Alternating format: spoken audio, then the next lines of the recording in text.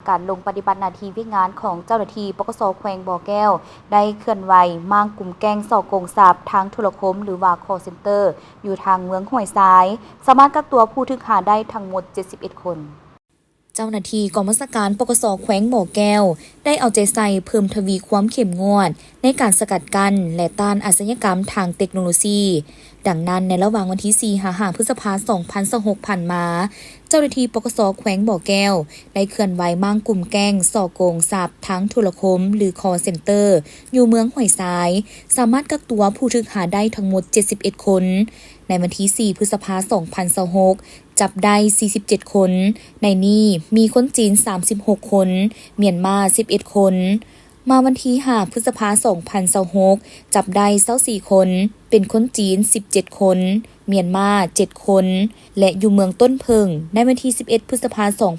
2026 เจ้าหน้าที่ได้สืบต่อขยายผลและเข้าบุกมั่งสามารถกักตัวผู้ที่มีส่วนเกี่ยวข้องได้ 159 คน ประกอบมีคนลาว 106 คน เมียนมา 34 คน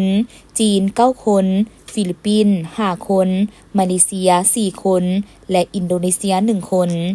ผ่านการปฏิบัติงานในครั้งนี้ เจ้าหน้าที่สามารถกักตัวผู้ถูกหาได้ทั้งหมด 230 คน และสามารถยึดได้ของกลาง คอมพิวเตอร์ โทรศัพท์มือถือ และซิมการ์ดจำนวนหลาย ในปัจจุบันเจ้าหน้าที่กำลังสืบสวนสอบสวนเพื่อซอกหาผู้ร่วมขบวนการและดำเนินคดีตามขั้นตอนการดำเนินคดีตามระเบียบกฎหมายในการลงกวดล้างในครั้งนี้แสดงให้เห็นว่ากลุ่มมิจฉาชีพยังคงมีการเคลื่อนไหวอย่างต่อเนื่องในรูปแบบการสร้างเครือข่ายสากลประชาชนควรมีสติระวังตัวต่อการสักส่วนเฮ็ดเวียกที่ได้เงินง่าย